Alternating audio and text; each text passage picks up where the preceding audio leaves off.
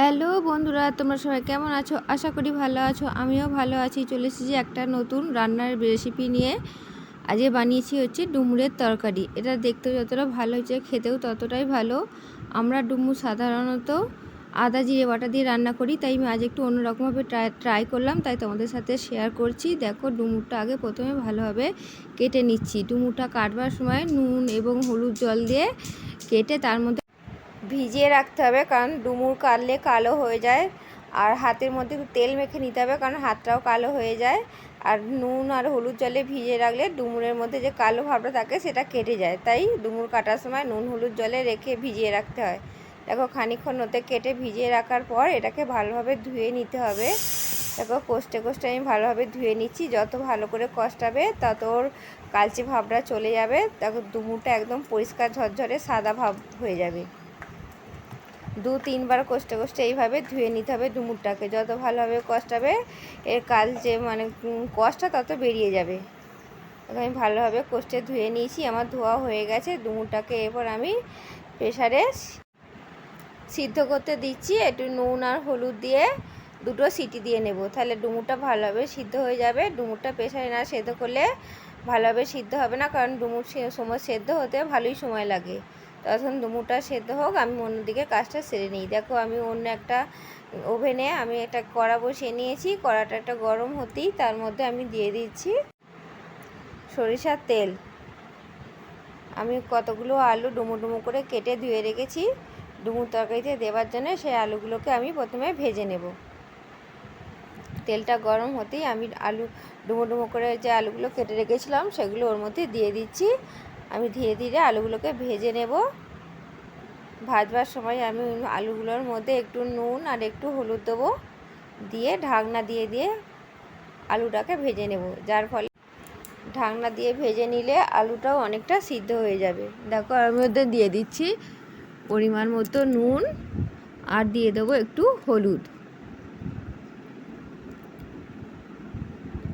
ওদিকে ডুমুরটাও সিদ্ধ হচ্ছে, এদিকে আমার আলুটাও ভাজা হয়ে যাচ্ছে।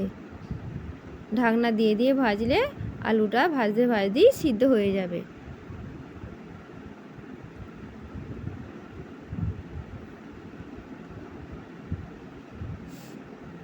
দেখো, এদিকে আমার 2খানা সিটিও উঠে গেছে। ডুমুর আমি নামিয়ে নিয়েছি প্রেসার কুকারটা। ডুমুরটাও সিদ্ধ হয়ে গেছে। দাদা, তোমাদেরকে দেখিয়ে দিচ্ছি। ডুমুরটা খুব সুন্দর সিদ্ধ হয়েছে।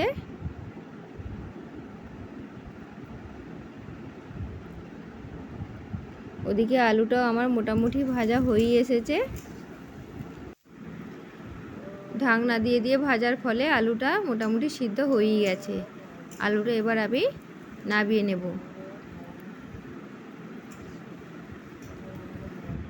আলুটা আমি নামিয়ে নিয়েছি। সেই কড়াইতেই আবার দিয়ে দিচ্ছি পরিমাণ মতো সর্ষের তেল। এরপর এর মধ্যে দিয়ে দেব সামান্য চিনি। চিনিটা দিলে তরকারিটা একটা খুব সুন্দর কালার আসবে। এরপর এর মধ্যে দিয়ে দিচ্ছি একটা তেজপাতা আর 2টো শুকনো লঙ্কা আর 5 ফোড়ন।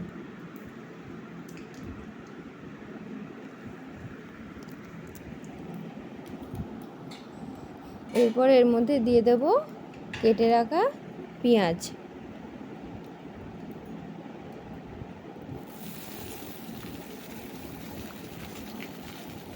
এবার পেঁয়াজটাকে ভালোভাবে নাড়াচাড়া করে ভেজে নিতে হবে। একটু লালচে ভাব না আসা পর্যন্ত পেঁয়াজটাকে একটু ভাজতে হবে। দেখো, একটু লালচে ভাবটা চলে এসেছে। এরপর এর মধ্যে দিয়ে দেব আমি কেটে রাখা টমেটো কুচি। টমেটোটা দিয়ে আর এর মধ্যে সামান্য একটু নুন দিতে হবে, দিলে টমেটোটা তাড়াতাড়ি সিদ্ধ হয়ে যাবে। খানিকটা নুন দিয়ে আবার টমেটো পেঁয়াজটাকে আর একটু ভালোভাবে নাড়াচাড়া করে ভেজে নিতে হবে। দেখো, আমার টমেটোটা মোটামুটি গলে গেছে। এবার এর মধ্যে দিয়ে দিচ্ছি সামান্য রসুন বাটা। খুব বেশি বেশি আদা রসুন দিলে হবে না, খুব অল্প পরিমাণই দিতে হবে। রসুনটা দিয়ে একটু ভালোভাবে আমি আগে ভাগে নেড়ে নিচ্ছি, কারণ রসুনের একটা কাঁচা গন্ধ সেটা চলে গেলে তারপর এর মধ্যে দিয়ে দেব আমি সামান্য পরিমাণ আদা বাটা। আবার রসুন, আদা এবং পেঁয়াজগুলোকে আরেকবার ভালোভাবে কষিয়ে নেব। আদাটাকেও ভালোভাবে ভেজে নেব। দেখো আমার ভাজা মোটামুটি হয়ে গেছে। এরপর এর মধ্যে দিয়ে দিচ্ছি আমি একটা জল দিয়ে গুলে রেখেছিলাম লঙ্কা, হলুদ, জিরে, ধনে বাটা গুলে রেখেছিলাম, সেটা আমি দিয়ে দিলাম এর মধ্যে। এটা আবার খানিকটা নাড়াচাড়া করে নিয়ে দেখো এটা মোটামুটি তেল ছেড়ে দিয়েছে, আমার নাড়া হয়ে এসেছে। এবার এর মধ্যে দিয়ে দিচ্ছি খানিকটা নুন, পরিমাণ মতো নুন দিতে হবে। নুন দিয়ে আবার খানিকটা নাড়াচাড়া করে নেব।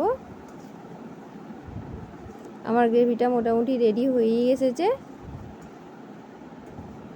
তেলটাও ছেড়ে দিয়েছে, দেখো চারপাশ থেকে তেল ছেড়ে দিয়েছে। এটা আর একটু সামান্য নাড়াচাড়া করে এর মধ্যে আমি বাকি জিনিসগুলো দিয়ে দেব।